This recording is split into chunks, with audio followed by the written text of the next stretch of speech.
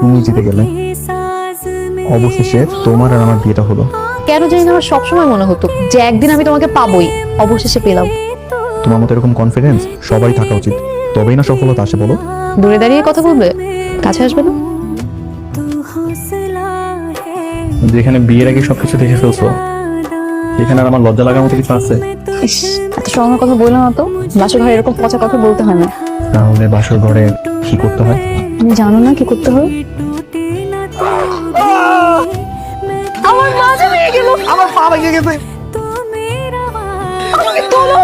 আরে দাঁড়াও দাঁড়াও দাঁড়াও দাঁড়াও দাঁড়াও, ওঠো, ওঠো, ওঠো, ওঠো।